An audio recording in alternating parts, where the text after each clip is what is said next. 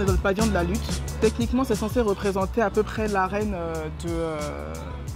de tapis pour les lutteurs. La couleur rouge, il me semble que c'était pour faire un petit clin d'œil aux folies qui sont juste à côté. Et donc l'idée c'était d'avoir une double révérence, on va dire, à la fois par rapport à la Grande Halle de la Villette et par rapport à la folie de Bernard Tchoumi qui se trouve juste à côté. La structure a été conçue comme un mécano qui permettrait, avec cette structure acier, éventuellement de la reconstruire à l'identique ou de la reconstruire autrement, de reconcevoir un autre projet avec les mêmes barres.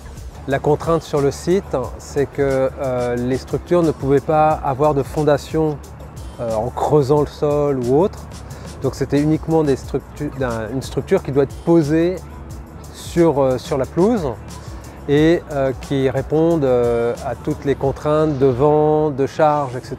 Nous, on a fait tout ce qui est étude calculatoire de l'ouvrage, la vérification de la stabilité de la structure et tous les plans d'exécution et les plans de montage qui ont servi aux étudiants pour monter l'ouvrage qui a été de leur conception d'ailleurs. L'apport de partenaires comme Construire Acier, qui dispose d'un réseau assez important, nous a permis finalement d'avoir des partenaires qui ont participé, alors soit par rapport de matériaux, soit par rapport de techniques, de technologie, soit par rapport d'argent directement, de financer et de finaliser la conception vraiment détaillée du pavillon. C'est enrichissant parce qu'il y a un travail pédagogique et un peu particulier de transmission aussi qui était très très motivant pour nos équipes.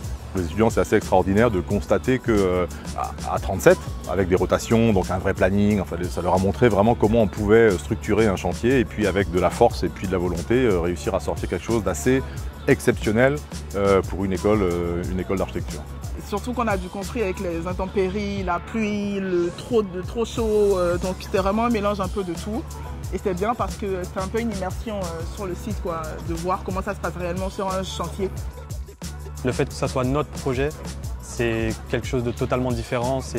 On se rend compte vite de ce qu'on fait et franchement c'est une fierté d'avoir pu participer à la conception et à la construction du pavillon.